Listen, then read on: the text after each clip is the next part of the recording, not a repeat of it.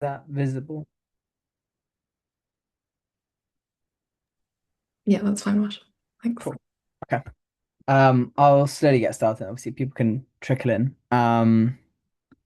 Let me just get a slideshow up.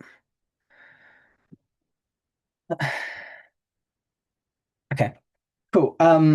So this lecture will be in two halves. So we'll start with ECG interpretation, and then we'll move on to looking at fluid balance and electrolyte disturbances. So we'll start off with the ECG interpretation and the kind of general approach you should use if this comes up in OSCEs. Um, and we'll go over some general cases that you might get.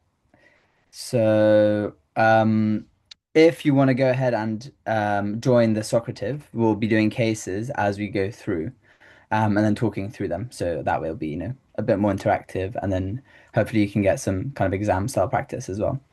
Um, we'll go through a structured approach to describing ECGs. We'll talk about what abnormalities might be present and are important to identify, and then the common patterns of abnormal ECGs. So, just to kind of orient you to an ECG, obviously, I'm sure everyone knows what a basic ECG looks like, but just to kind of go over the basics again, we've got the P wave, the QRS complex, the T wave, and they obviously are linked to different electrical events happening in the heart. Now, I think the most important things to mention are what the difference is between segments and intervals, because I think this is something that people get confused about quite a lot, and it can actually cause some issues if you're not quite clear on what the difference is. So, a segment is defined as a flat isoelectric baseline between the waveforms. So, a segment won't include any of the waveforms. So, whenever you're thinking about a segment, just think flat line. Well, it should be a flat line in theory, but obviously, in certain pathologies, that might change. So, the two most important segments to think about are the PR segment, that will be between the end of the P wave and the start of the Q wave, and the ST segment that will be between the end of the S wave and the start of the T wave. Now, intervals include at least one waveform and one segment, and it's slightly counterintuitive. So the first one is obviously called the PR interval, and that goes from the start of the P wave to the start of the Q wave. Um, and so yeah, I guess that's just the way they decided on naming it. But so it's important to know that that is what the PR interval goes from, because that is one of the important things to look out for, the length of the PR interval. So it's important to know that it's from the start of the P wave to the start of the Q wave. That's kind of the area we're looking for.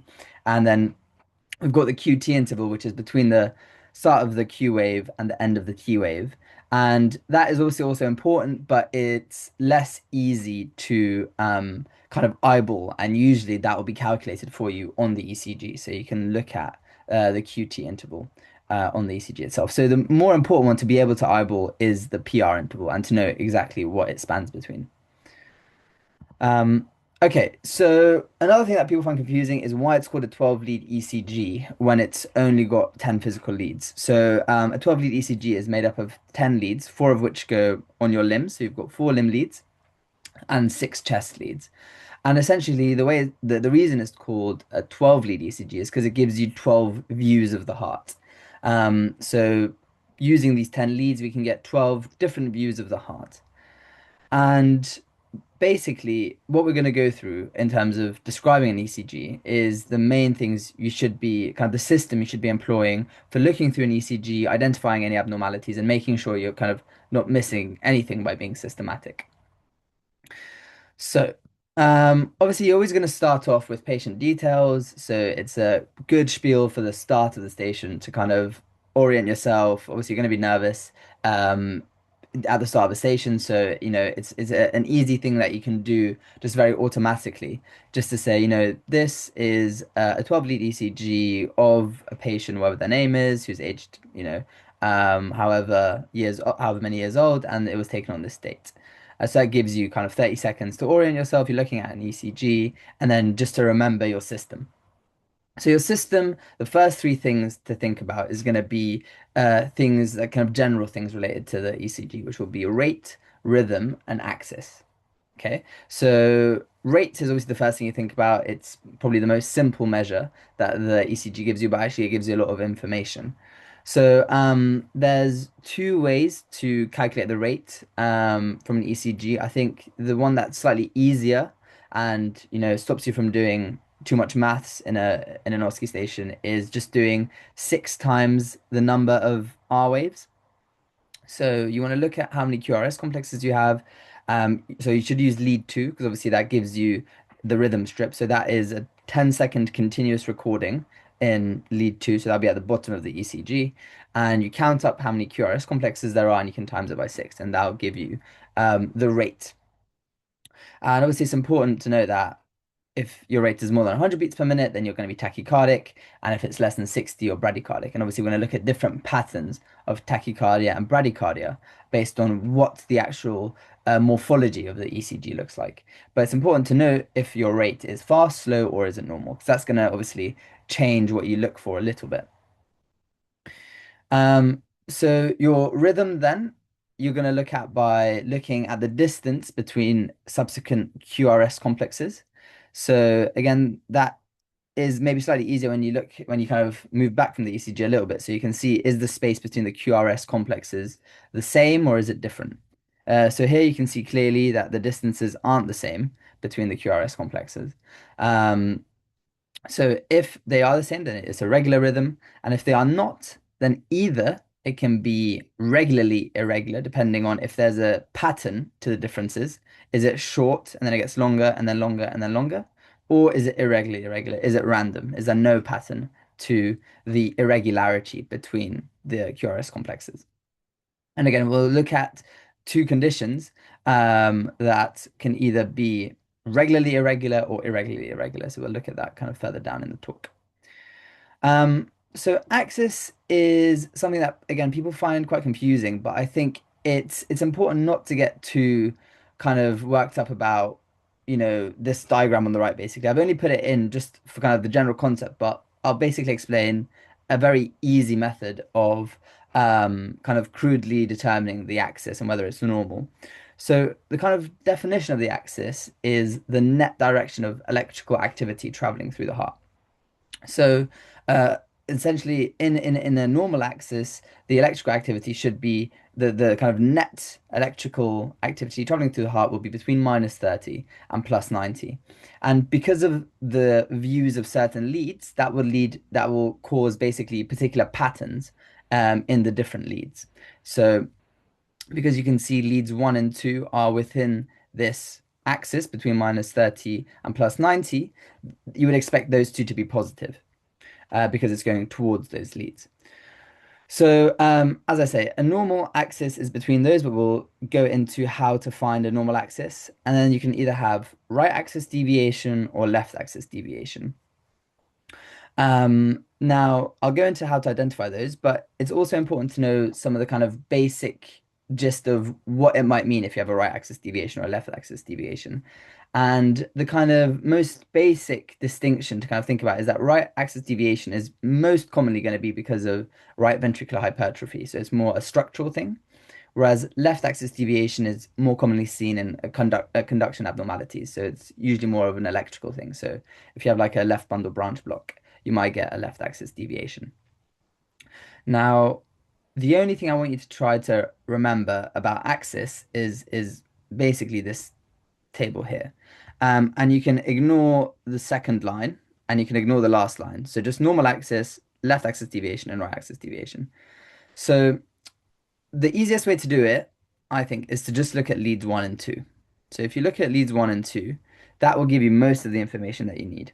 So in a normal axis, lead 1 should be positive and lead 2 should be positive. And that's because of this circle. I showed you guys that in a normal axis, the electrical depolarization is moving towards those two leads. So you're going to get positive deflections in those leads.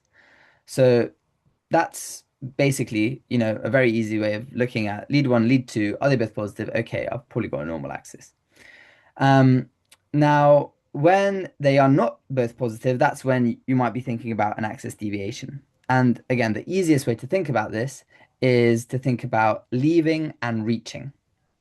So if you see a pattern where lead 1 is positive and lead 2 is negative, then that suggests a left axis deviation, and it's easy to remember that by thinking leaving. So it looks like the deflections are leaving each other, they're going away from each other. So leaving is left axis deviation when one is positive and two is negative.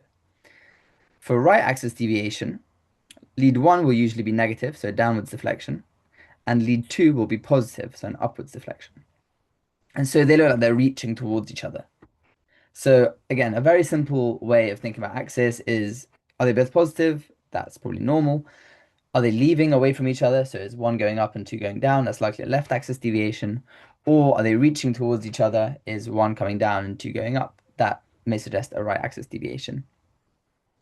I wouldn't worry too much about lead three and AVF because, lead one and two most of the time should tell you enough.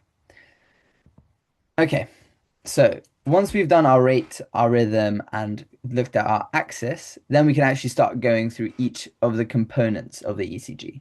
So we want to think about it in kind of order. So the P wave, the PR interval, the QRS complex, the ST segment, and then the T wave. Okay, so we'll start by looking at the P wave. Now, what we want to look out for is, first of all, are P waves even present? Now, the presence of P waves alone already tells you quite a lot. Because we know that P waves are produced by atrial depolarization, the presence of P waves suggests that we're in sinus rhythm. And essentially, what that means is it suggests that the contraction of the heart is being driven by the SA node in the atria. So if the SA node is driving the electrical pacing of the heart, then that will produce P waves. And so the presence of P waves suggests that we've got this kind of sinus rhythm coming from the SA node. Now, the second thing to ask is, are the P waves associated with the QRS complex? Because in normal conduction through the heart, we have the SA node produce electrical depolarization that spreads across the atria, and that produces our P wave. And then that's going to spread down the kind of the bundle of His and the Purkinje fibers, and that produces our ventricular depolarization and our QRS complex. Now, it might be the case that while the AV node is working and is firing, that impulse is not getting through to the ventricles. So the ventricles are having to pacemake on their own. So in that case, the P waves and the QRS complexes might not be associated. So usually we'd expect the QRS complex to happen, fairly shortly after a P wave. And we'll look at the exact time frames just in a second. Now, the third thing is, well, are our P waves absent? So if they're absent, then obviously we're thinking, right, well, the AV node isn't driving this kind of rhythm through the heart. Right, so as I said, we look at the P wave first. Are they there? Are they associated with the QRS complex or are they not there? And the next thing we then ask, if they are present, is what is our PR interval? So remember at the start we said the PR interval is between the start of the P wave and the start of the Q wave. So what we're going to look out for is how long is the PR interval. And a normal PR interval is between 120 and 200 milliseconds. Now, it's important to be aware that the boxes on an ECG represent 200 milliseconds. So one big box is 200 milliseconds, and each of the small boxes in the big box, there's five of them, represents 40 milliseconds. So the easiest way to think about this is the PR interval bigger than one big box? Because one big box represents 200 milliseconds. So if by having a look, you feel that the PR interval is longer than one big box, then that is suggesting we might have some sort of abnormality going on. So looking here, we can clearly see that if we look from the start of the P wave to the start of the Q wave, that is way longer than one big box. So we're going to have some sort of heart block going on here. It can also be shortened. That is present in something like Wolff-Parkinson-White syndrome, where you have an alternative pathway, an accessory pathway that the depolarization can take. So essentially, it can get from the atria to the ventricles faster. But yeah, that is kind of a bit more kind of niche. I think the kind of heart block idea is more important to be aware of. So is it prolonged is your main thing to worry about, and then obviously is it shortened is something you could think about as well. Okay, so we've looked at the P wave, we've looked at the PR interval. The next thing to think about is the QRS complex. Now, it's important to remember that the QRS complex is made up of three components, which is obviously the Q wave, the R wave, and the S wave. And so the Q wave is the initial downwards deflection, the R wave is the upwards deflection, and then the S wave is the coming down again. Um, so essentially, yeah, so the R wave is the big kind of positive deflection of our QRS complex. Um, and we want to look at the width of our QRS complex. So that's the first thing we think about. Is it narrow or is it broad? And the cutoff here is 120 milliseconds. So remember I said each small square is 40 milliseconds. So essentially it should be less than three small squares. That will be a normal QRS complex. Now, one thing just kind of conceptually to be aware of is that the width of the QRS complex is related to how fast you're kind of transmitting down the bundle of His and the Purkinje fibers. So if you're getting nice fast transmission like in the normal heart, you're going to have a nice and narrow QRS complex. If for some reason that conduction is slowed or you have to take a different route, you can't use the His-Purkinje system, that's when your QRS complex can become broader because it takes longer for that conduction to happen. So that's just a conceptual point to be aware of, and that'll start making sense when we look at some of the pathologies related to the kind of ventricles and the ventricular contraction.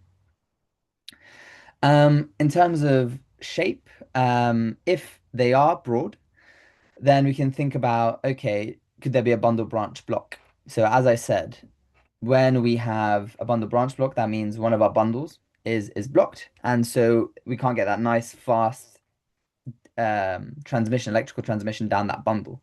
So the impulses will have to basically take the long way across the individual cells. That's much slower. It's going to cause a broad QRS complex, and then it will cause particular shapes. So we'll, as I said, we'll talk about the particular shapes each bundle branch block causes. But again, so the initial abnormality will be that you'll have a broad QRS, and then we'll talk about essentially, what do the different broad QRSs look like. Um, a third thing to mention is Q wave. So as I said, Q wave is a normal part of the QRS complex. It's the initial downwards deflection. But you can also get something called pathological Q waves. And pathological Q waves, there's kind of various ways to describe them. And I don't think you'll be expected to be able to pick them out exactly. But essentially, if you have a very big or prominent Q wave kind of going downwards before your R wave, that might be a pathological Q wave. And that's usually associated with previous MIs. So if someone has had an ECG and they have kind of big pathological Q waves, that might suggest that they have had an MI before. Okay, so moving on systematically from our QRS complex, we're going to look at the ST segment. As I said, a segment is an isoelectric point. So we're going to be thinking about the flat line between the S wave and the T wave. Well, it should be flat under normal circumstances. But as we know, the ST segment can be elevated and it can also be depressed. Now, I think picking these out initially can be a little bit difficult just because you don't know what your reference point is. So, one thing to think about is your reference point is always going to be the baseline. So the easiest way to think about it is compare it to the baseline before the QRS complex happened. And is your ST segment above or below that? So you can see on the left-hand image, if we look at our baseline before the QRS complex, it's quite flat and we can see where it is. And then if we look at where our ST segment is, that's way above that baseline. And on the right-hand image, again, if we look at our baseline and compare where the ST segment is, we can see it's significantly below. So these are examples of ST elevations and ST depressions, respectively. And it's important to look at all the leads and kind of have a quick scan of all the leads because the distribution of ST segment elevations, especially, is quite important because it gives you clues about where the pathology is happening. And we'll talk about um, the exact distributions and what they relate to very shortly. Okay, as I said, the QT interval, you don't have to worry too much about eyeballing because it's usually calculated for you. And it usually has to be corrected anyway because it varies with heart rate. So you're going to be looking at the corrected QT interval, which is denoted as QTC. And yeah, it's different in men and women for what's considered normal. And so if it's given at the top of the ECG, usually they give kind of some of these numbers, and so QTC might be on there, so it might be worth having a quick look if it is given to check if it's within normal limits. Because a prolonged QT interval is can be quite worrying, because it can predispose you to something like torsades, which is a polymorphic ventricular tachycardia. And it can have various causes. So you can have channelopathies, so inherited differences in your channels in the heart that can prolong your QT interval, or there are various drugs that can prolong a QT interval. So yeah, so things like particular antidepressants and antipsychotics can prolong the QT interval. But I think again, might be worth having a look at, but I don't think it'll be the main pathology that would be given to you in a station. And finally, T waves. So T waves can be normal, they can be inverted, they can be tented, they can be flattened. A note about inverted T waves. So some leads are allowed to have an inverted T wave. So the way to think about if a T wave is inverted or not is to look at whether it's going in the same direction as the QRS complex. So if it is in the same direction as the QRS complex, it's probably normal. But if it's going in the opposite direction as the QRS complex, it's likely inverted. So if we look at the picture on the right, you can see in leads V2 and V3, we've got mostly positive QRS complexes, the upward deflections mostly, but we've got negative deflections for the T waves. So those are likely T wave inversions. And if your T waves are tented, so they're really tall and pointy, that's likely a hyperkalemia. Or if they're really flattened or they're inverted, that is associated with hypokalemia or STEMIs as well. Okay, so just to reiterate, you should have a system. Um, Start off with your patient details, then think about the key components of generally, so your rate, your rhythm, your axis, and then you want to go through each component systematically. P wave, PR, QRS, ST, think about the QT interval if it's given, and then T waves. And if you take that approach, then you should be able to find kind of any abnormality that's thrown at you because kind of you're going through systematically. So, let's start with a case. So if you guys want to go over to Socrative, it should be open. And if you want to try out the first question that I've put on there. So it's this ECG. What do you think this ECG is showing?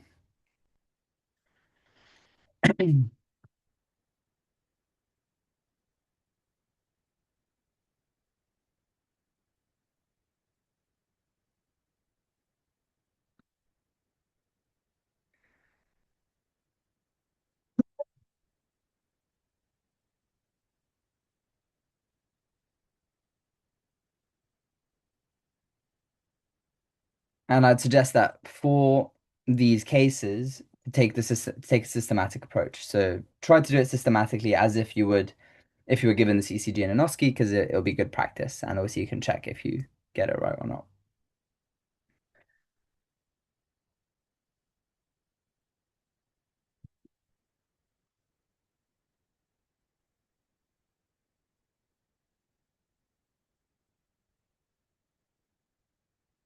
Okay, I'll just give you guys 30 more seconds.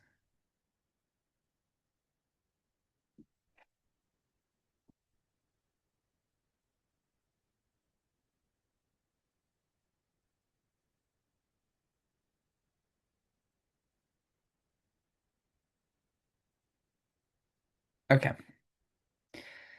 Okay. So there was a mix of answers. Some people went for normal sinus rhythm, which is understandable. So if we go through systematically, we can obviously say, yeah, this is an ECG taken from whatever their name is, it's blocked at the top. They are born on the 19th of the 1st of 1959. They are presenting asymptomatically in clinic, and the ECG was taken on the 28th of May. Um, Starting with the rate, so you can count up how many QRS complexes. There's 1, 2, 3, 4, 5, 6, 7, 8, 9, 10. So there's 10. So there's a rate of 60 beats per minute. Looking at the rhythm, I'm going to look at the distances between the QRS complexes, and they look even. So it suggests there's a normal rhythm, it's a regular rhythm.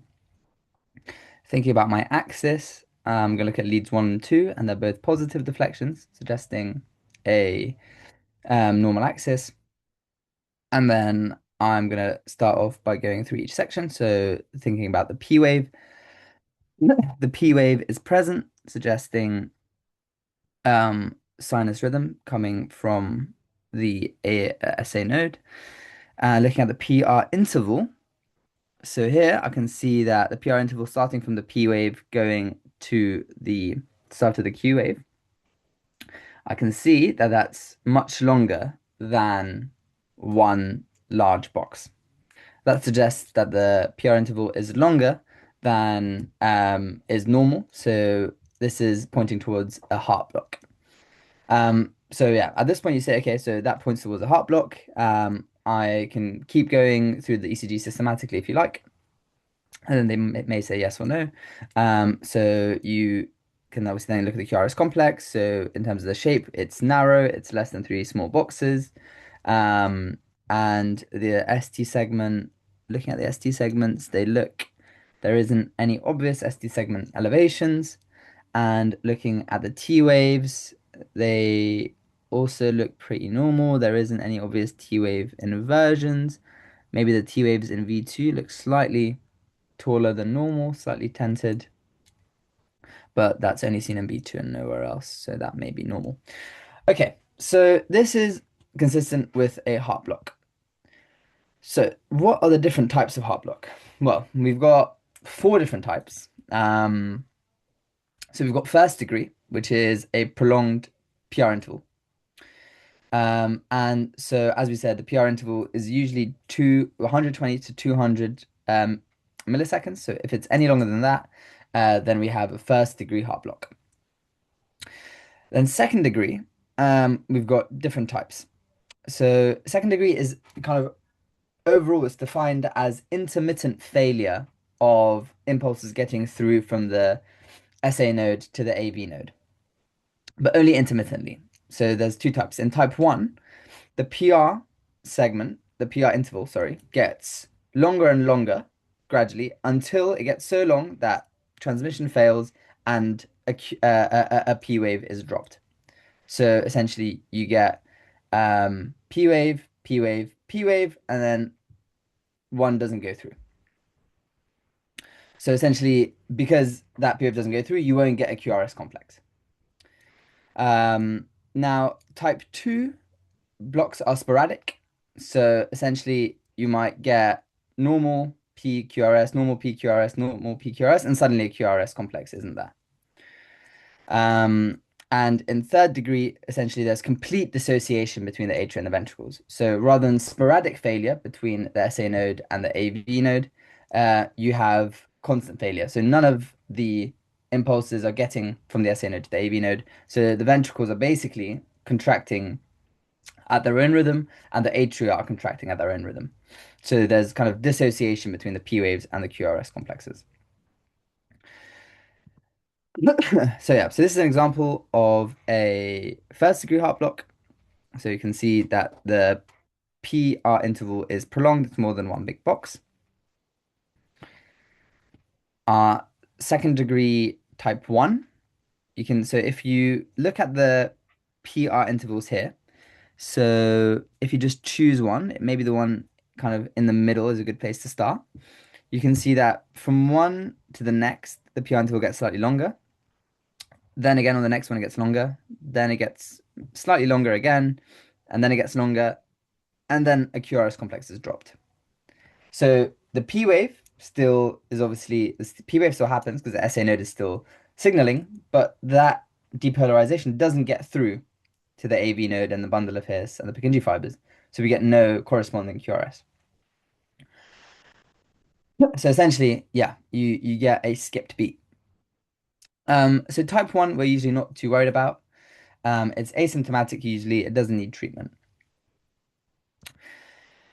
Type 2, oh, also, so this might be a good example of a regularly irregular um, rhythm. So you obviously, because the PR interval is getting longer and longer and longer, then you kind of get longer and longer and longer between the QRS complexes until it's dropped and then it restarts. So you kind of get this regular pattern of irregularity. Okay. Then Mobitz type 2, the blocks are sporadic, so they don't follow this pattern of getting longer and longer and then dropping a QRS. Now, so again, if you look at the PR intervals here in lead 2, you can see that they are all pretty much the same. You can't see any significant lengthening, but suddenly, sometimes you see a QRS being dropped. Now, this one we do get a bit more worried about because it has a higher risk of progression to complete heart block. Because it's usually associated with, some sort of a defect or deficit in the conduction system. And so we might have to put in a pacemaker for people with Mobitz type 2. Um, and then moving on to complete heart block. Here, the P waves are present and QRS complexes are present, but they're unrelated to each other. So the P waves you can see happen at a certain rate, and QRS complexes happen at a certain rate, but the distance between each P wave and a QRS complex is completely random. Um, and so sometimes it can be hard to distinguish between a Mobitz type 2 and a complete heart block. Um, but so it's important to because sometimes obviously randomly the QRS complex might end up next to the P wave. So it might look like you have a normal PR and then the next one is dropped. But so it's important to look at the whole kind of rhythm strip in lead 2, and you can see that yeah, there's no kind of relation. The PR interval is completely random. And yeah, so that's a complete heart block where there's no communication between the atria and the ventricles. So the atria have their own pacemaker as the SA node, and the ventricles have their own pacemaker kind of arising from the His-Purkinje system. And so here again, conceptually, it's important to understand that the rate of each pacemaker as you go down through the heart is slower. So the SA node has the kind of fastest rate of pacemaking. Then the AV node is the next pacemaker, and then you've got the kind of bundle of His and the Purkinje fibers, and each pacemaker is subsequently slower and slower. So if the ventricles are kind of pacing themselves, they are going to be at a much slower rate than the atria. So even though that your atrial rate might be fine because the SA node is firing at a normal rate, your ventricular rate is going to be slowed. So that's why these people tend to need a pacemaker because their ventricular rate is too slow to kind of sustain normal day-to-day activities. Okay, all right. So that's heart block. Um, Moving on to case 2. Again, if you pop over to Socrative, have a look at the ECG, go through your system, and see if you can figure out what this ECG is showing. We just moved on to the next question. Okay, and that should be up for you guys.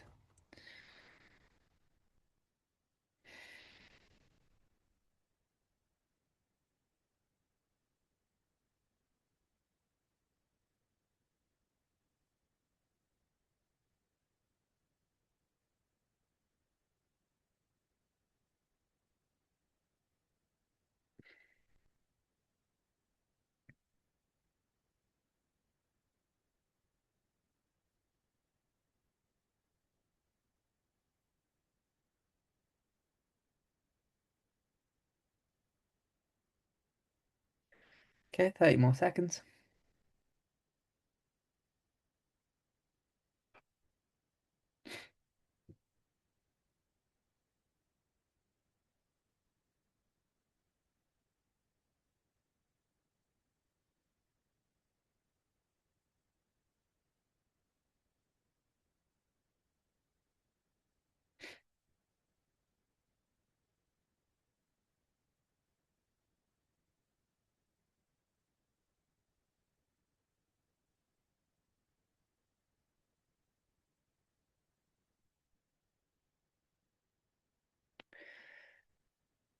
Okay.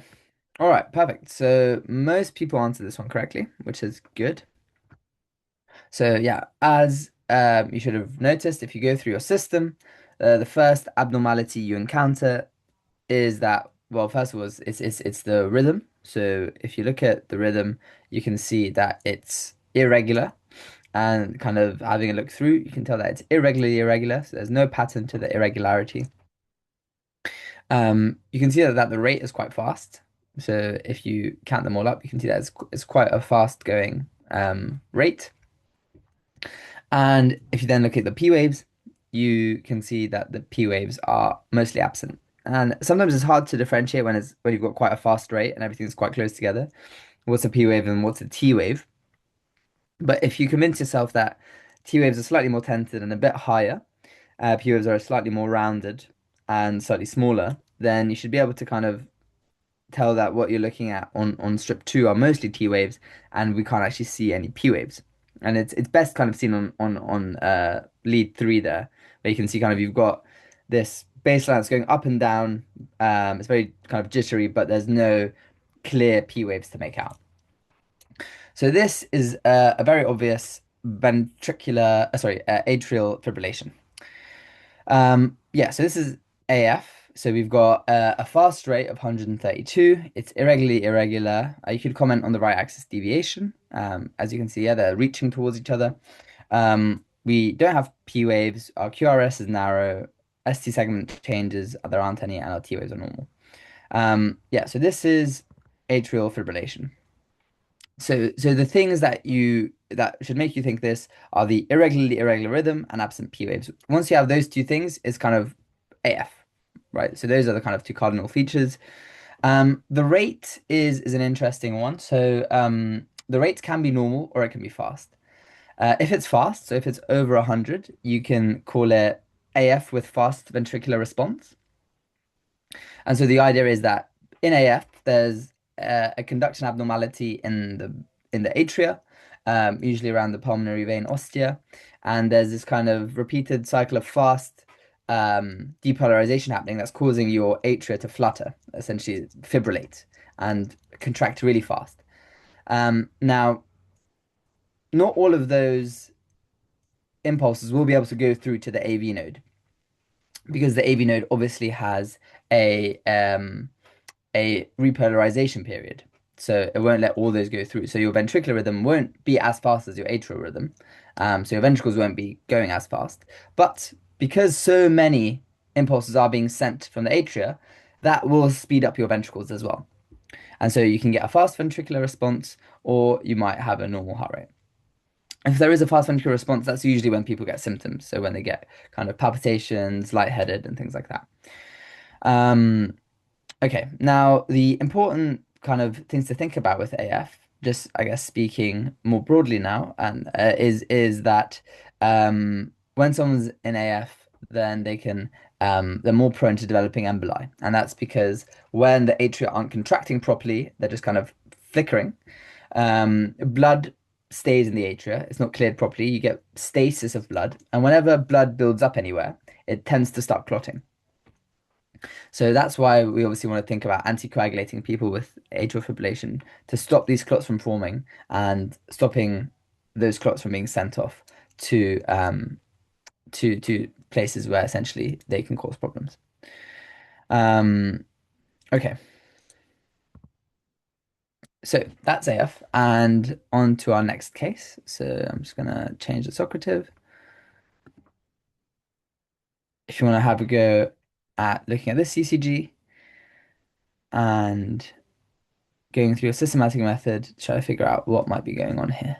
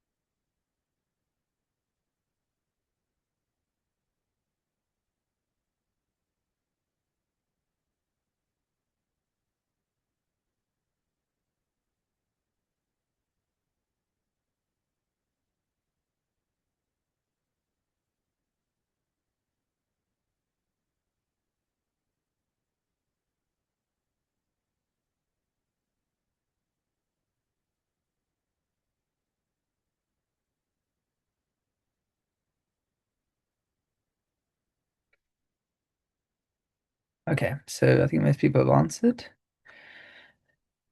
Okay, so this one I think um through most people. So let's talk through it. Yeah, so this is a tricky one. So let's do our systematic approach. So we obviously talk about patient details. Again, importantly here, you mentioned that in the background it says the patient is experiencing chest pain. Um, and so we want to start off by looking at our rate. So 1, 2, 3, 4, 5, 6, 7, 8, 9, 10, 11, 12. So they're at a rate of 72 beats per minute. So that's normal. Our rhythm, looking at the QRS complexes, looks normal. So we've got a normal rhythm. Abroad, actually, is that normal? As Yeah, I'd say that's a normal rhythm. Looking at our axis, we look at lead one is going upwards, lead two is going downwards. So they're leaving each other. We've got a left axis deviation. Next, trying to look at P waves. Are they there? Yeah, we can see P waves. They're present. Um, Next, moving on to the PR interval. The PR interval, yeah, looks smaller than one big box. So PR interval is normal. Right, so the QRS complex next. So clearly we can see this is an abnormality with the QRS complex. So our QRS complex is bigger than three small boxes, especially in V1, in V2, in V3. Um, so and AVL even in leads one and three. So we have a broad QRS complex. So as I said, so here we said we've got a broad QRS complex. So now we want to think about, okay, is this broad QRS complex just a normal broad QRS complex, or does it have a particular abnormal shape? Um, so what we want to look at when we think about abnormal QRS complexes is look at V1, lead V1, and lead V6. So looking at V1 and V6 here, I can tell you that this is consistent with a left bundle branch block because of the pattern in V1 and V6. And I'll explain exactly why that is in 1 second. So completing everything, we'd obviously then go to our ST segment. And as most of you selected as an answer, there is some ST segment elevation. But the trouble is that when you have a bundle branch block, ST segment elevations can't be commented on reliably. So even though there is ST segment elevations, they're not they may not be because of a STEMI. So they are likely secondary to the left bundle branch block. And similarly, if we look at our T waves, there is some evidence of big T waves if you look at V2. And again, T waves you can't comment on accurately either when you have a bundle branch block. So, um, our bundle branch blocks, you can have a right bundle branch block and a left bundle branch block. Left is slightly worse. It's always abnormal and it's often due to ischemia. So in a STEMI can cause a left bundle branch block. Now, but importantly, because in your approach, you'll get to looking at the QRS complex before looking at the ST segment, that means that you're quite safe that if you do identify the bundle branch block, you know that, okay, I've got a bundle branch block, I can't comment as reliably on the ST segment in terms of elevations or depressions. So, even though they might be present, you can comment on them, but it's less informative because the bundle branch block is causing all sorts of problems in the kind of pathway pathway of the impulse that the segment is going to be all abnormal anyway. So in terms of the patterns that you want to look out for, in left bundle branch block, you want to look out for William. So W, you're looking for a W in V1, an M pattern in V6, and the kind of L's in William remind you that it's a left bundle branch block. So remember, whenever you see a broad QRS, you want to quickly have a peek at V1 and V6 and see, okay, does my V1 kind of look like a W, and does my V6 kind of look like an M? So if we go back to the ECG, I hope I can convince you that if you look at V1, it kind of looks like a W with the big downwards with the big downwards deflection. And if we look at V6, it kind of looks like an M with the two spikes and the upwards depression. So that's one thing that also to remember. Yeah. So V1 will be downwards, causing it in the W, and V6 will be upwards with the M in a left bundle branch block. For right bundle branch block, we're going to be thinking marrow. So V1 should look like an M, and V6 should look like a W. And the opposite kind of directions of deflections. So in V1, your M is going to be going up. So we can see that in this picture here. And in V6, your W is kind of going to be going down. So you can see that you've got the big upwards deflection, and then you kind of have a W coming after that. So as I said, whenever you have a broad QRS, you want to look out for V1, V6. Do I see William or do I see Marrow? And that will tell you if there's a bundle branch block. And then you have to be a bit more cautious in terms of interpreting your ST elevations. Okay, so hopefully that makes sense. If any of that was unclear, do feel free to put that in the chat or unmute and ask a question. But if everyone's happy, let's move on to case four.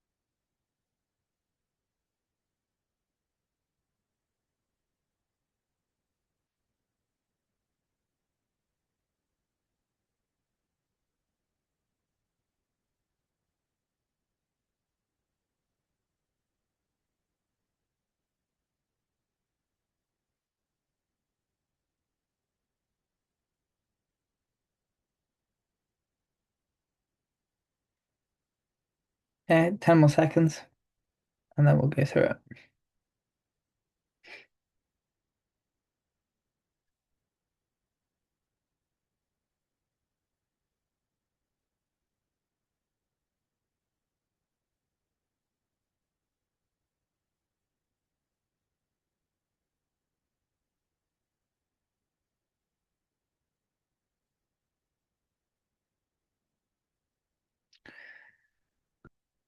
Okay, so most people got that right, but there was a bit of a split. So again, if we follow our approach, we can look at it systematically. Um, the rate is a bit hard to determine because our QRS complexes in lead two are quite small. But if we look at them, 1, 2, 3, 4, 5, 6, 7, 8, 9, 10, 11, 12, 13, just about. So we're at around about 78 beats per minute. Um, then we want to think about our rhythm. So our rhythm looks pretty regular, but again, it's hard to comment on because of the um, small QRS complexes in lead two. And so that's you can say something like that. If something is hard to comment on because of the way the ECG looks, you can say that. Our PR interval, again, difficult to comment on. Can we look at in any of the other leads to see? I mean, Lead one, maybe. You can kind of see it's slightly prolonged, maybe. Um, but again, yeah, it's difficult to comment on, but it may be slightly prolonged. Actually, if you look in AVL, that's got quite an okay one. It's just about one big box. So it's yeah, on the higher end of normal. Looking at our QRS complex again, so that's where we see our main abnormality. So unlike the last one, our QRS complex isn't broad. The complex itself is narrow, so we don't have a broad QRS complex. So we're going to move on to our ST segment, and here we can clearly see some ST segment elevations. And we can mostly see them in leads V1, V2, V3, and V4.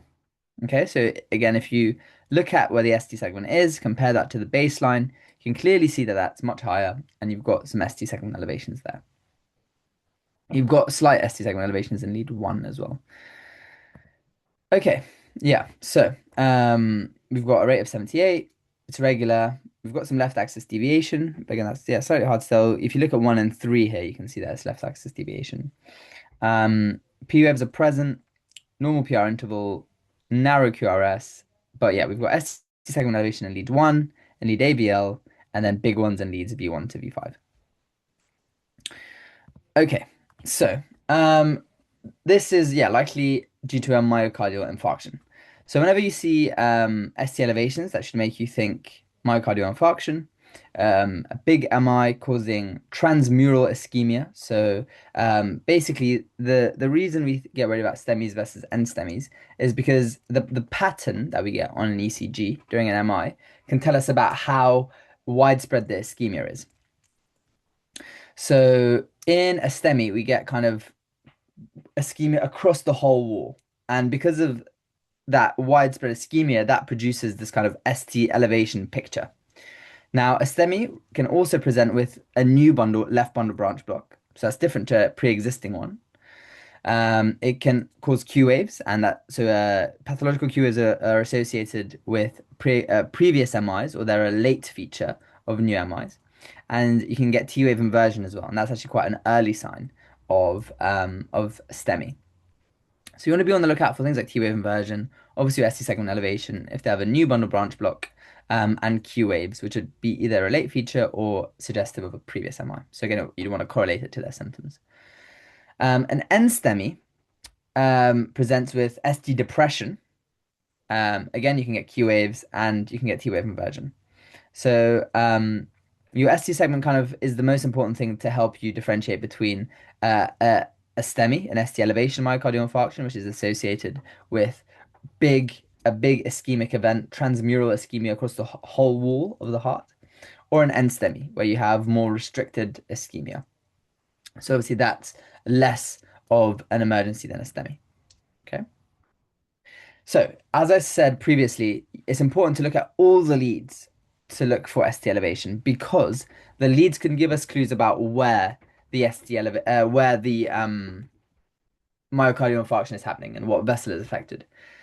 So, I think the best way to think about this is thinking about V1, the chest leads separate to the kind of limb leads and the other leads. So, V1 to V4, you're basically looking at your left ventricle. Now, there's this kind of distinction between septal and anterior. So, as I said, each lead is a different view of the heart. So, V1 and V2 are looking more at the part of the left ventricle that's closest to the septum. So, if V1 and V2 have ST elevations, you're thinking of you can call it a septal MI. V3 and V4 are more the kind of anterior wall of the left ventricle. So very commonly you get V1 to V4 ST elevation, and that's kind of the septum and the anterior wall of the left ventricle. And it's commonly V1 to V4 because your left anterior descending artery that comes off the left coronary artery is supplying both the septal part of the left ventricle and the anterior wall of the left ventricle. So that's why you commonly see V1 to V4 ST elevations when your left anterior descending artery is blocked up in an MI. Now, the lateral parts of your ventricles you can see in leads V5 and V6. So you can kind of think about that logically. If you think about where the chest leads are placed, You've got V1 and V2 kind of on either side of the sternum, and then V3, V4, V5, V6 going across the left side. So you can kind of see it going around. So V5 and V6 are kind of quite lateral. They're looking very laterally at your left ventricle. And 1 and AVL also give a lateral view. So remembering V5, V6, 1 and AVL are basically lateral views, and that area of the left ventricle is supplied by the left circumflex artery. Now, 2, 3, and AVF, they give a view of the bottom of the heart, which is most commonly supplied by the right coronary artery. And so here we get this distinction between anterior MIs affecting the left anterior descending artery, lateral MIs affecting the left circumflex artery, and inferior MIs due to blockage of the right coronary artery. Okay, this is a bit tedious to learn, but I think once you learned it, it's quite easy to remember and it is quite important. So I would really recommend learning this. Because if it comes up, it's a very good way to show that you know what you're talking about. Now, one other caveat is that we can see the front of the left ventricle, the side of the left ventricle, the bottom of the heart, but we can't see the back of the heart with the leads that we have. Now, it is possible to get an MI of the back of the heart, a posterior infarction, and what that would look like is ST depression in leads V1 to V3. Um, and so if you see ST depression in leads V1 to V3 with very big R waves, as you can see on the right here, then you might think about doing what we call a 15 lead ECG. So that's adding three extra leads, so V7, V8, and V9, going kind of across the back. So we said kind of V3, V4, V5, V6 go across the side, and then you can add three more going across the back. And they can give us a view of the back of the heart in case there's a posterior MI happening. But this is kind of more fine print. Okay, our final, no, not final, I think. Actually, it is the final ECG case. So let's go through this case and what it shows, and then we'll be moving on to some fluid balance. So I'll give you guys some time to approach this and try to figure out what's going on. And then we'll talk about some of these types of pathologies.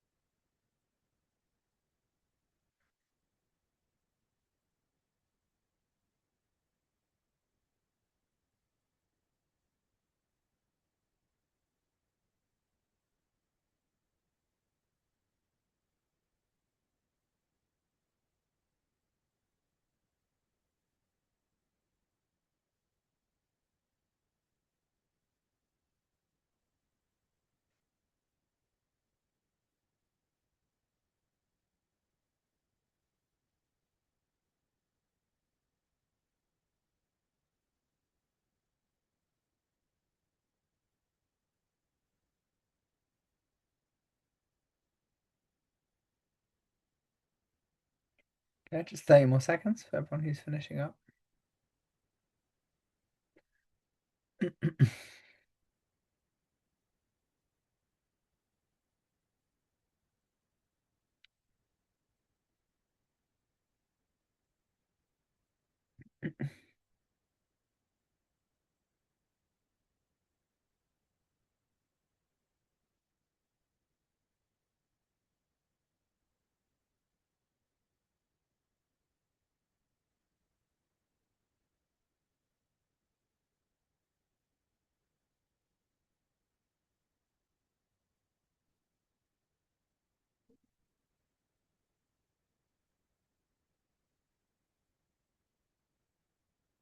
Okay. All right. So, I think most people were okay with this, and Obviously, clearly, the obvious abnormality that you see here is we've got loads of QRS complexes. So already even before measuring our rate, we know this is going to be a tachycardia, some sort of tachycardia. So it's good to keep that in mind, but we can obviously count up the rate. So looking at the bottom, we've got, just going to check. So we've got, okay, 162 beats per minute. We can see it's regular, so the distance is the same between them. We can't assess the axis because obviously there's so much going on. We can't see any P waves. Now, importantly, our QRS is broad. So remember when we talked about how the shape of the QRS tells us about kind of how fast transmission is happening through the conduction system and kind of where the pacemaking is coming from. So essentially, we've got a distinction in tachycardias. We can have broad complex tachycardias and narrow complex tachycardias. So this is clearly a broad complex tachycardia because our QRS is bigger than three small squares. We said that's the limit of normal.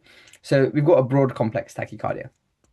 Now, what does that mean? What does having a broad complex tachycardia mean? Well, a broad complex tachycardia basically means that the tachycardia is arising from the ventricles. So, as I said, the conduction system is fast. The QRS is narrow. When we follow our conduction system, we go from the SA node to the AV node, down the bundle of hairs, through the Purkinje fibers that produce a nice and narrow QRS. Now, if we're pacemaking from lower down or there's depolarization coming from lower down, we're going to get a much broader complex. So we have a tachycardia with a broad complex. It suggests that the kind of electrical initiator of the tachycardia is coming from the ventricles. Um, and examples of that are ventricular tachycardia, which is what we're looking at here. This would be a monomorphic ventricular tachycardia, essentially meaning that all the QRS complexes look the same and the baseline is the same. We can have a polymorphic ventricular tachycardia, which is what torsades is, where you get kind of the baseline going up and down, and we can have ventricular fibrillation. Now, a narrow complex tachycardia arises above the ventricles. So basically, that means that the conduction still passes down the bundle of His, so you get a nice and narrow QRS complex. An example of this is sinus tachycardia, so your heart speeding up because it needs to, so because you're exercising or because you're scared, you're pacemaking more, all those impulses are going down the nice conduction system, you get a nice narrow sinus tachycardia. In AF, it's the same. So we said that the abnormal impulses typically arise in the atria around the pulmonary vein ostia, and they travel down through the conduction system. And if you have a fast ventricular response, you get a nice narrow tachycardia. Atrial flutter is similar to AF, but the pattern you get is slightly different, and the pathology underlying it is slightly different. And you get this kind of nice sawtooth pattern in atrial flutter rather than the kind of bouncy baseline you get in AF. And then you've got supraventricular tachycardia, which is basically a tachycardia arising above the ventricles. That's not sinus tachycardia, not AF, and not atrial flutter. Um, so let's just have a look at these. So yeah, so this is sinus tachycardia. So you can see you've got your it's fast, but it's regular. You've got narrow complexes. There's P waves. It's a sinus tachycardia. A supraventricular tachycardia. Here P waves are absent, and that's usually because it's going so fast. We can't see the P waves, even if they're happening. And it's a regular narrow complex tachycardia, and it's usually much faster than a sinus tachycardia. So it's difficult to actually differentiate sinus and supraventricular, but there's two things that should help you. One is the rate. So an SVT is usually really fast, so it can be 150, 180. So it's really fast. And the second thing is, the speed of onset and offset. SVTs start very quickly. In a sinus tachycardia, there's a reason your heart rate's going up. So, whether you're exercising or you get scared, your heart rate gradually goes up. Whereas in SVT, it suddenly starts. You suddenly get very tachycardic. Um, then we've got atrial flutter. So, as I said, you get this sawtooth baseline. Um, so kind of similar idea to AF, but slightly different pathology and a slightly different presentation on the ECG as well. So this is ventricular tachycardia, which is what we saw. So that's a broad complex tachycardia with a regular rhythm. And then this is ventricular fibrillation. So this is kind of, yeah, when you see this, it should kind of be a kind of a spot diagnosis, ventricular fibrillation. You get these kind of random wiggles that are happening. And that's because the ventricles aren't contracting properly, they're kind of just wiggling. So your cardiac output is basically falling to zero.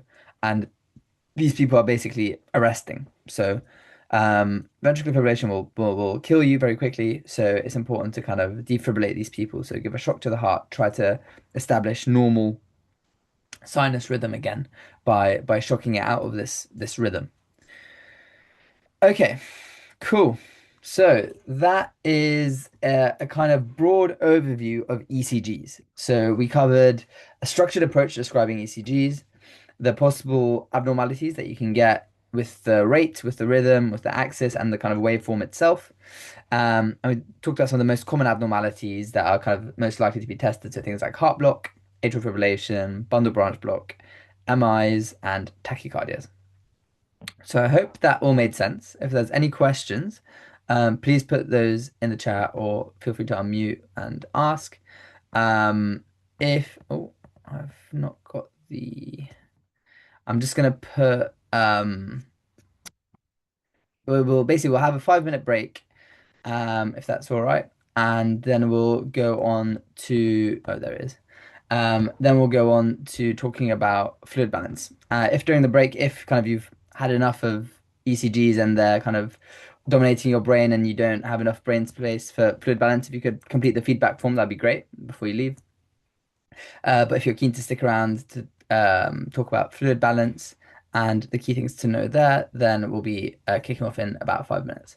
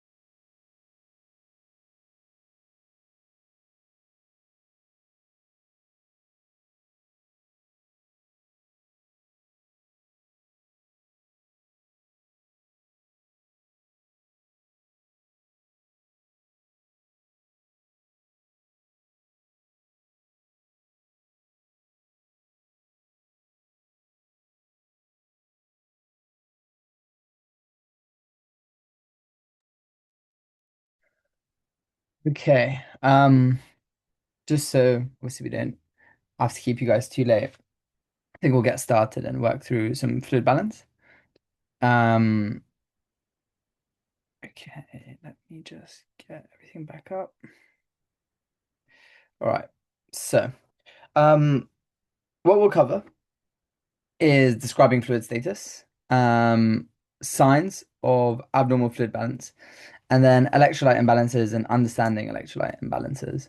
Um, this is quite, it might at first seem like a more kind of lab med AKT thing, but they can ask this in OSCEs, and especially some of the stuff that I'll talk about was one of the things that they asked about in one of the stations. It was a small part of the station, but it's important to be aware of this kind of thing, and obviously it's useful for lab med slash AKT questions as well. So hopefully it'll be quite high yield, and we'll start off by thinking about describing fluid status. So there's basically two key terms, so hypervolemia and hypovolemia. So hypervolemia means essentially excess fluid volume, and that can be because of increased intake or reduced loss. But your key examples are going to be heart failure, chronic kidney disease, liver failure, hypoaldosteronism, and SIADH. Whereas hypovolemia is a deficit in fluid volume, and your key examples are going to be dehydration, vomiting, diarrhea, hemorrhage, and burns. Okay, now one thing that people sometimes get confused about is this idea of total body volume as total body water versus intravascular volume.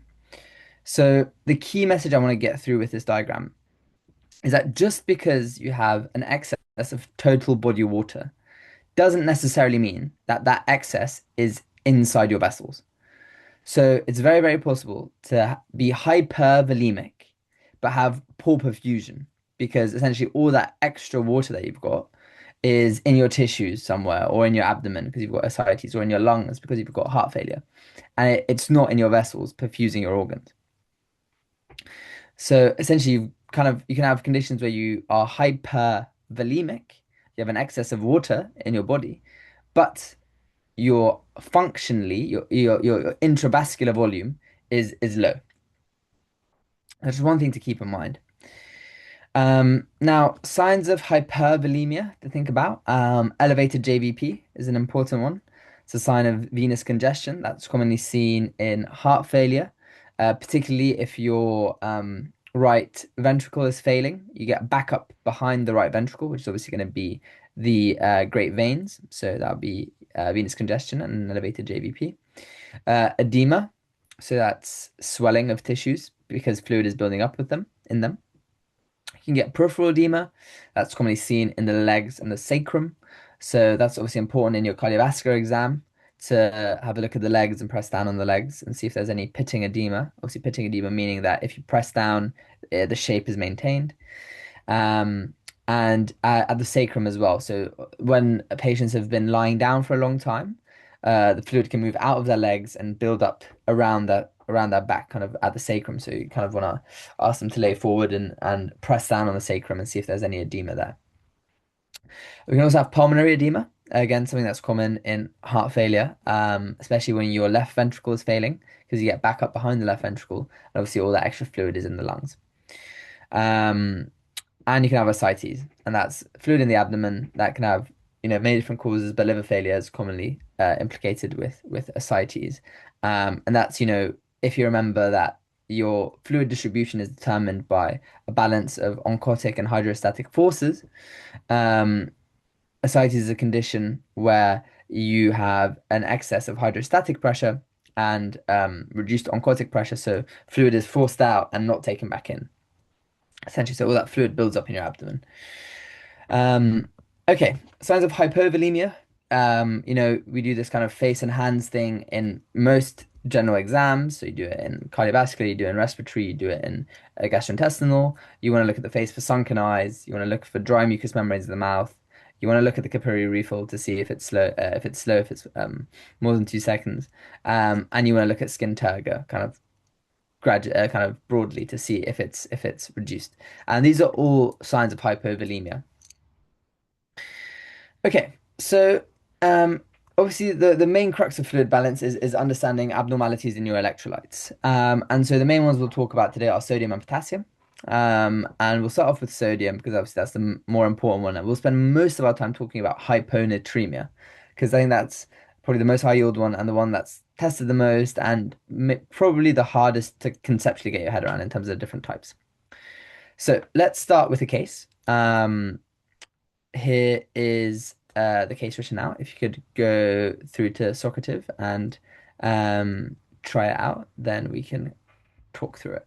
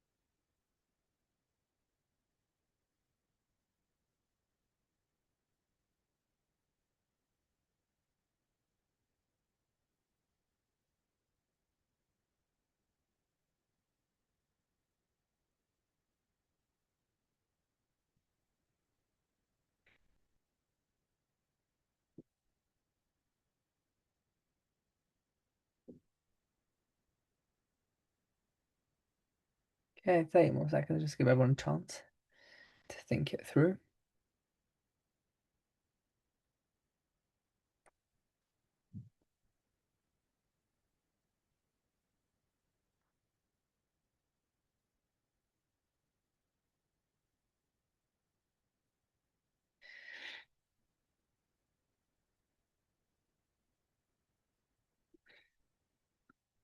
Okay, all right, perfect. Everyone got that one. Um, Okay, so clearly this person has heart failure. They've got elevated jugular venous pressure, they've got basilar crackles because they've got pulmonary edema, they've got pitting edema in their legs, they've got peripheral edema. So very clearly, a heart failure picture. Now, although we can identify that they've got hyponatremia, the more kind of conceptually important question is why does heart failure cause hyponatremia? And the best way I think to understand hyponatremia and the different causes of hyponatremia is by looking at this um, chart, which I've stolen from one of the lab med lectures actually. So this is, I think, the most kind of conceptually kind of sound way of understanding hyponatremia and the different causes. I think it kind of explains it really well. So in terms of understanding the presentation, hyponatremia can cause lethargy, confusion, agitation. So if someone is acutely delirious, you want to check their sodium. Um, to check that it's not hyponatremia causing the delirium. It can cause headaches, nausea, and it can cause seizures as well. So again, if someone having a seizure, we want to check their electrolytes to check, okay, is it a very severe hyponatremia causing the seizures? So let's say we've done the bloods like in the patient before, and we see, okay, the sodium is low. Right. The next question that should be coming up in your minds is what is the overall osmolality? So plasma osmolality is a concentration of all the osmotically active solutes in the plasma. Okay, so once we've found out sodium is low, we want to understand what is the overall plasma osmolality. Now, it can either be increased, normal, or decreased. If it's increased, then that suggests that there is something in the plasma, some extra osmotically active substance that's drawing in water and therefore diluting our sodium. And so most commonly, this can be caused by hyperglycemia. So in diabetics, if you have poor control of your blood glucose, you have loads of glucose in your plasma, then glucose is osmotically active. Glucose is going to draw loads of water in, and that's going to dilute your sodium. Similarly, mannitol is a very, very osmotically active diuretic. It's used if someone has kind of cerebral edema to pull water out of the brain, the swollen brain. And all that water obviously moves out of the cells into the intravascular compartment. And that's going to dilute our sodium. So if we have increased osmolality but hyponatremia, that suggests there's something else that has an osmotic pull that's bringing in water and diluting our sodium. And those are the main two causes. If we have a normal osmolality, that suggests something called pseudo hyponatremia. Um, so this is more kind of like a logistical machine thing. So if your blood sample, has a lot of protein in it or a lot of lipid in it, it can underestimate the sodium value. And so you can get hyponatremia even though your sodium is actually normal. So that's why we call it pseudo hyponatremia. So when your plasma osmolality is normal, but you have a hyponatremia, more often than not, it's a pseudo hyponatremia because you have too much lipid or too much protein in that blood sample. Now, the third option is if your osmolality is decreased. Um, and that's kind of a true hyponatremia. So, you know, low sodium because overall, sodium is being lost somewhere. Um, Now we then further subdivide this by fluid status. So that's why I said this whole spiel about fluid status at the start, because we want to further subdivide our hyponatremia depending on the fluid volume. So it can either be increased, normal, or decreased. I'm going to talk about the different causes. So for example, here we had an increased ECF volume. Our patient was hypervolemic, right? So it had all the signs of hypervolemia. So if we looked at the case, we have hyponatremia. The osmolality is low, so we're already kind of okay. Hyponatremia, osmolality low. Then we're going to think about the ECF volume, and we have features of hypervolemia. So we're kind of coming over here. And so causes of that are heart failure, so congestive cardiac failure, hepatic failure, and nephrotic syndrome. So let's try to understand why that's the case. The reason you get a kind of hypervolemic, hypotonic hyponatremia. So the reason that can happen is because if you have poor peripheral perfusion and fluid extravasation, so remember I said even though you're hypervolemic, that fluid might not be in the right space. That might not be inside your vessels. So basically, you might not have enough fluid in your vessels perfusing your kidneys. And when kidneys become underperfused, they activate the RAS, the renin-angiotensin-aldosterone system, and they stimulate secretion of ADH.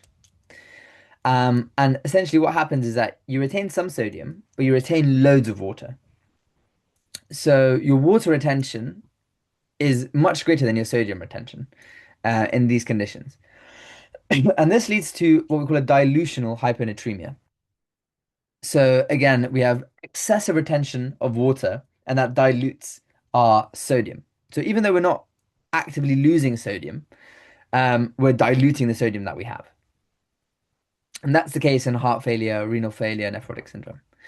Okay, case two now. Let's give this a go.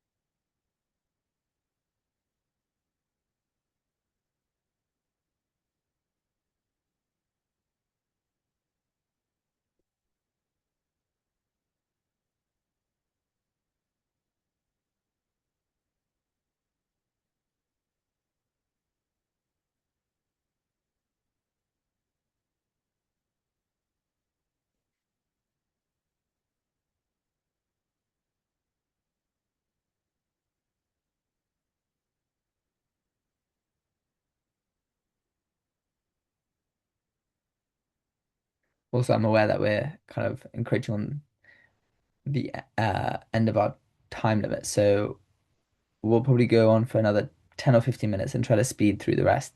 Um, but yeah, there isn't too much more left to cover.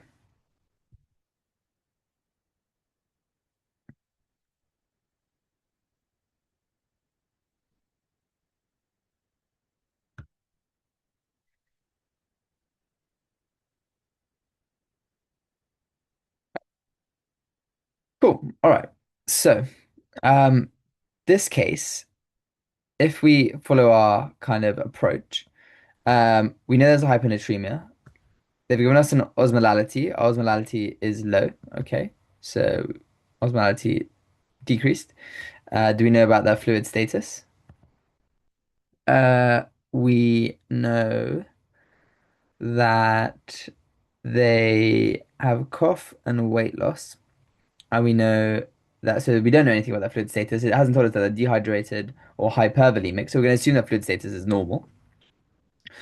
So when you have a normal fluid status, that suggests basically acute causes and chronic causes. So it might be because you're taking in loads of water or you're reducing your water output. or it means that you're not excreting water properly. So, in terms of the acute ones, the most common cause is psychogenic polydipsia.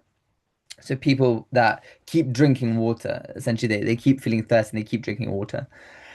It's a kind of a psychological thing. And the chronic cause, which is the most common cause of a kind of euvolemic hypoosmolar hyponatremia, is SIADH. So what is SIADH? It's inappropriate ADH secretion. So you get too much ADH secretion. What does ADH do? It retains water. So you're retaining water. That's diluting your sodium again, and so you get hyponatremia with hypoosmolality. You are euvolemic on examination because your kidneys are still kind of working, and so you don't get fluid overloaded. Um, and yeah, so the key cause of SIADH is lung disease. So usually an infection of the lungs, so pneumonia. So that was how they kind of brought that into the OSCE last year. It was someone with a pneumonia, and they also had hyponatremia. And yeah, to kind of talk about that a little bit. Um, so yeah, so one of the causes is SIADH. Um, okay. Then we've got CNS disease, so trauma and tumor. So if you bang your head or if you have a tumor, especially of the pituitary gland, that can lead to SIADH. And in terms of management, there's fluid restriction, so reducing the amount of water they're drinking, because obviously retaining water, or giving ADH antagonists. So there's two main ones that you can use. You can use demeclocycline, which is an antibiotic that antagonizes ADH, or tolbaptan, which are kind of direct ADH antagonists. Okay, moving on to case three.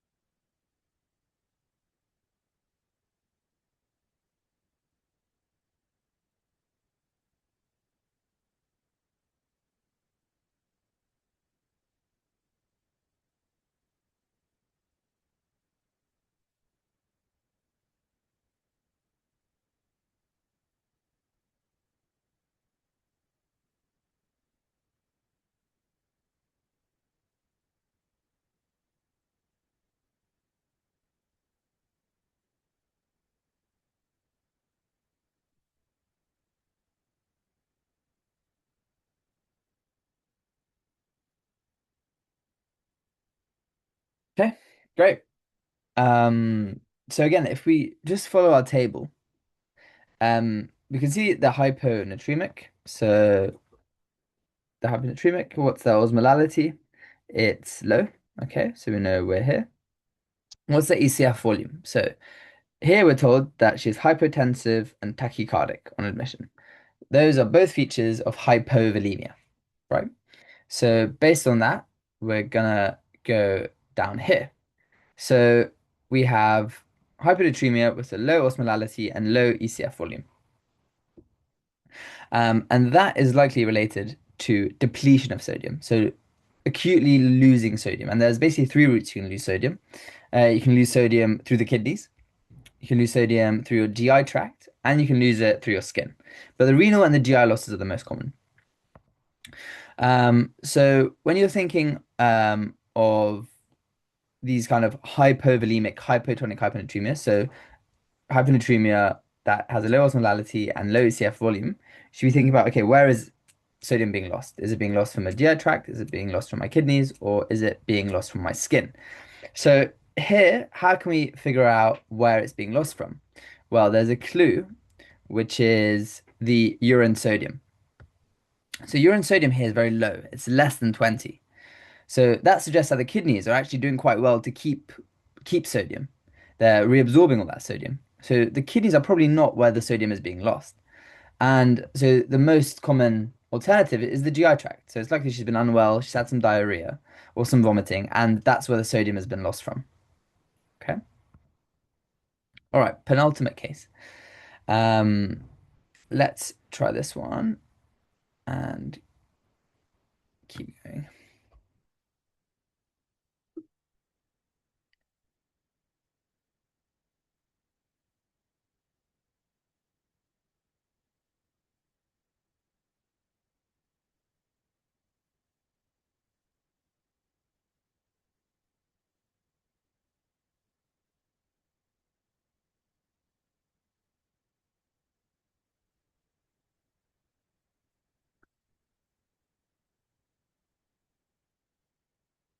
But just to point out that this question is now about hypernatremia rather than hyponatremia. This person has a high sodium.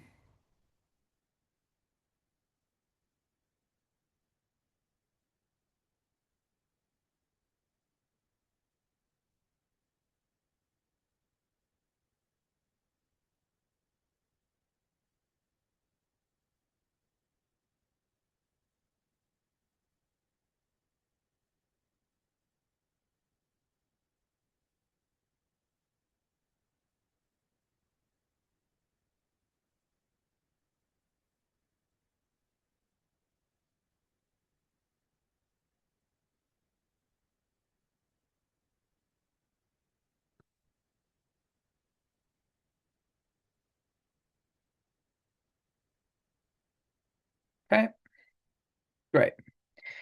Good. So hyponatremia has a similar type of table. In terms of presentation, annoyingly, it's very, very similar to hyponatremia. So lethargy, confusion, weakness, seizures, and coma.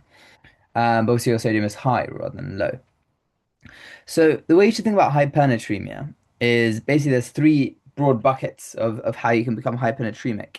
You can lose sodium and water, but the amount of sodium you lose is more than the amount of water you lose. So that can happen when you're sweating, for example, when you're sweating, but you're losing more sodium than water, or through renal losses. So your kidneys obviously excrete water and sodium, but they might be excreting more sodium than water. So that's kind of what happens in say diabetes, or if you're using certain um, diuretics. And you can also get just water loss without sodium loss. Sorry, yeah, water loss without sodium loss. Um, and so that's what happens in diabetes insipidus. Or you can get too much sodium intake. So essentially, three main ways. You're losing more water than you're losing sodium. So essentially, your sodium goes up. You're losing just water by itself, or you're taking in too much sodium. And so the main causes to be aware of are obviously, so here in this case, we had dehydration. So obviously, this person looks like they are dehydrated. They've had foul smelling urine. They've probably had a UTI. They've been peeing a lot. So they've probably lost more water than they have sodium, and that's made them dehydrated. Um, and that was kind of the way to think about it here. Okay, the final case.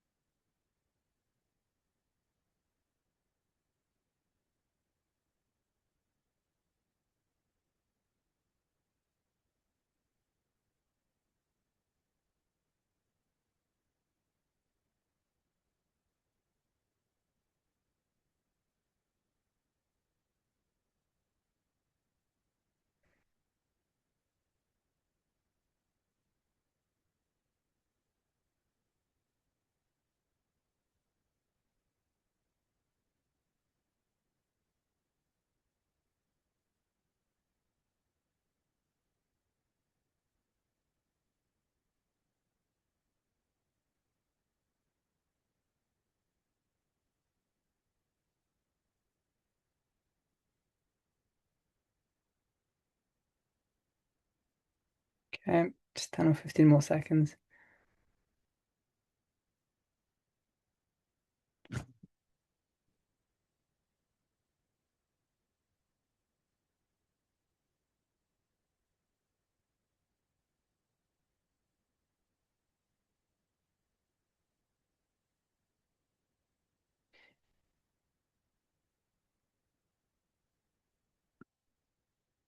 Okay.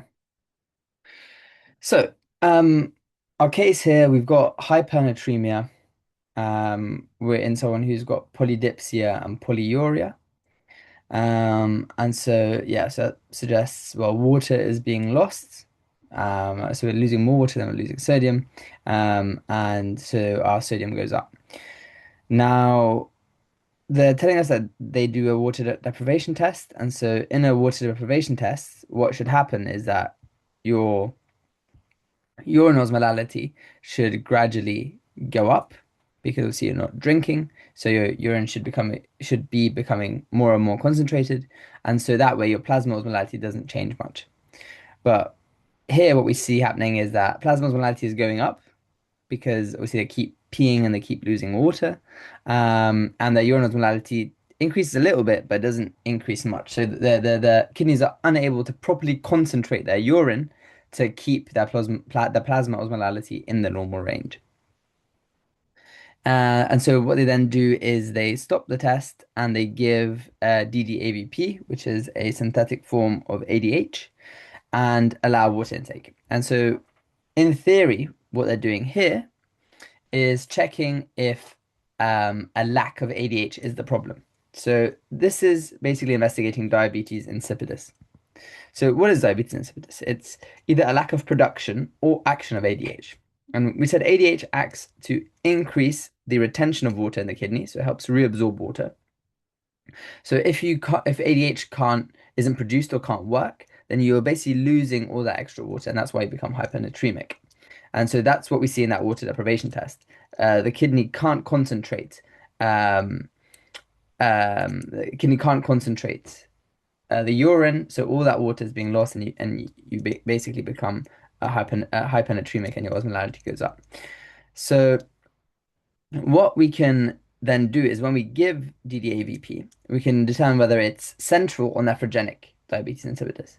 If it's central DI, that meaning that there's no ADH being produced centrally, then giving DDAVP should help. Your plasma osmolality should drop and your urine osmolality should shoot up.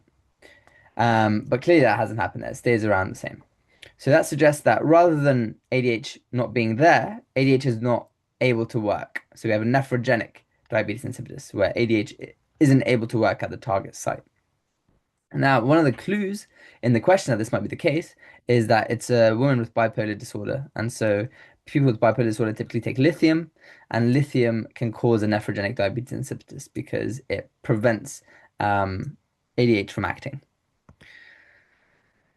Okay, yeah, so as I said, you get central DI, which is a lack of production, and that can be caused by head injury, tumors, infections, aneurysms, if you have surgery, or anything that infiltrates the pituitary, so sarcoid, you can even get it in hemochromatosis, or it can be nephrogenic.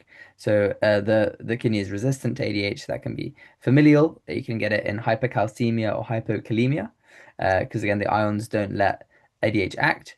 You can get it in disease of the kidney, like renal tubular acidosis or polycystic kidney disease, or it can be caused by drugs. So lithium or your ADH antagonists, so things like democlocycline or your Vaptans.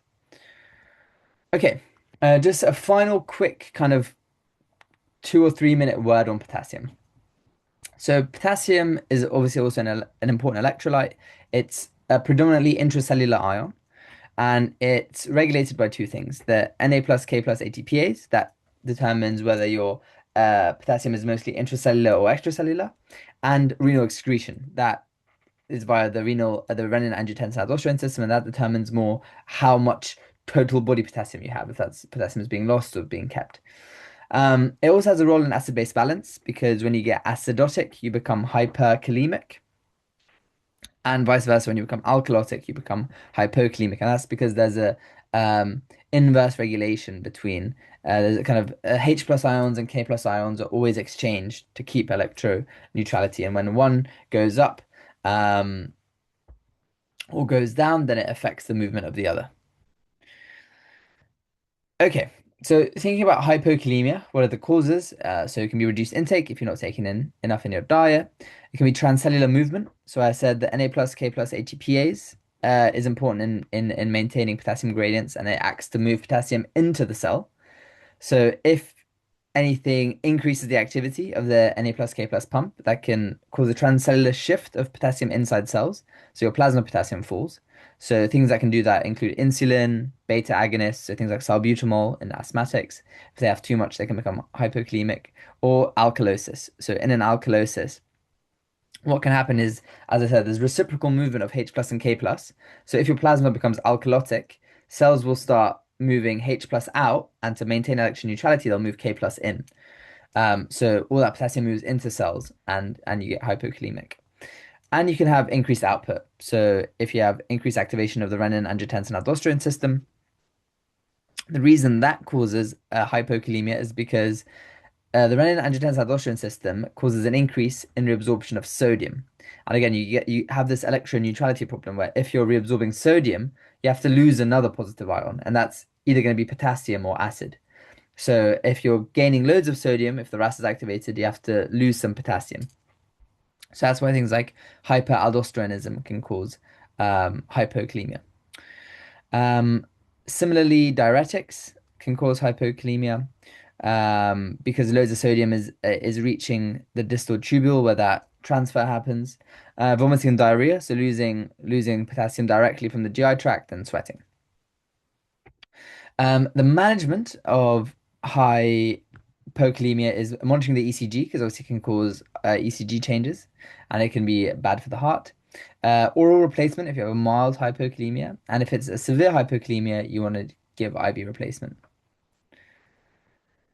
In terms of hyperkalemia, it can be caused spuriously if blood is left out for too long. So if you take a blood sample and it doesn't get sent to the lab in time, and it's kind of sitting there, the blood cells can hemolyze and release loads of potassium into the plasma, and that can cause an apparent hyperkalemia.